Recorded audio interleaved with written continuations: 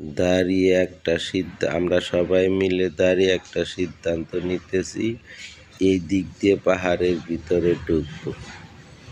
যে একজন অলরেডি ঢুকে গেছে, আমরা সবাই সিদ্ধান্ত নিতেছি, কেউ কেউ ভয়ও পাইতেছি যে কিভাবে ঢুকবো পাহাড়ের ভিতরে, যেহেতু হাতির মলমূত্র অনেক দেখেছি, তাই আমরা ঢুকতে ভয় পেতেছি। তারপরেও শেষ মুহূর্তে সিদ্ধান্ত নিছি ঢুকবই। আলাপ আলোচনা চলতেছে, একজন একজন করে ঢোকা শুরু হয়ে গেছে। সবাই আল্লাহর রহমতে রওনা দিলাম, দেখি কি হয়।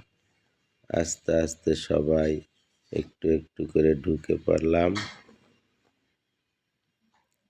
চলছি সবাই। অনেক উঁচুতে উঠবো, এছাড়াও এই উঁচুতে উঠার জন্য সিঁড়ি রয়েছে, আমরা সিঁড়িতে উঠবো না, দেখি এইভাবেই উঠবো উঁচুতে।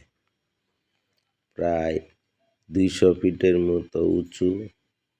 আস্তে আস্তে হেঁটে হেঁটে আমরা পাহাড়ের ভিতরে ঢুকে যাচ্ছি।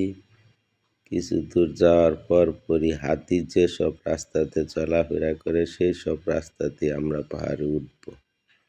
কিছু দূর যাওয়ার পরে পায়ের নিচে দেখা যায় হাতির মলমূত্র। সবাই হাঁপিয়ে গেছি, অনেক পরিশ্রম। পাহাড় জার্নি, চতুর্দিকে সবুজে ঘেরা। আমরা চলছি, কথাবার্তাও চলতেছে সবার সাথে। কিছু দূর যাওয়ার পর হঠাৎ করে দাঁড়িয়ে যায়, উঁচু নিচু এই জন্য। নিচু থেকে উঁচুতে ওঠা খুব কঠিন কাজ। পা পিছলে পড়ে গেলেই নিচে। উঠতেছি আমরা সবাই আস্তে আস্তে, একজন একজন করে। অনেক সময় বেত কাটা, অনেক কাটা গাছ আছে, সেগুলো কাপড় টেনে ধরে, তবুও কষ্ট করে উঠতে হয়। অনেক কষ্ট করে উঠতেছি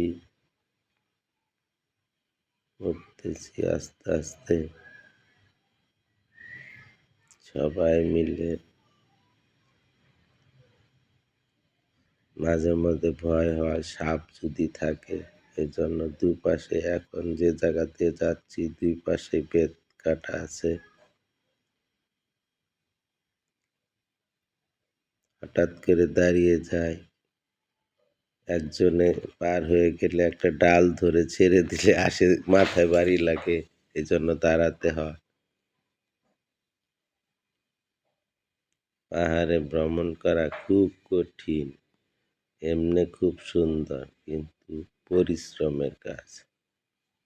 সবাই ঘেমে ভিজে গেছি, ক্লান্ত হয়ে গেছি। এখন দেখেন আমরা সবাই একটু দুই পাহাড়ের মাঝখানে কাটা সর্বোচ্চ শিখরে উঠে গেছি আমরা।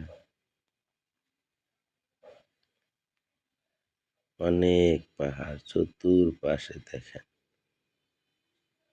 কি পরিমাণ উঁচুতে উঠছি, প্রায় 200 ফুট উপরে উঠেছি আমরা সবাই।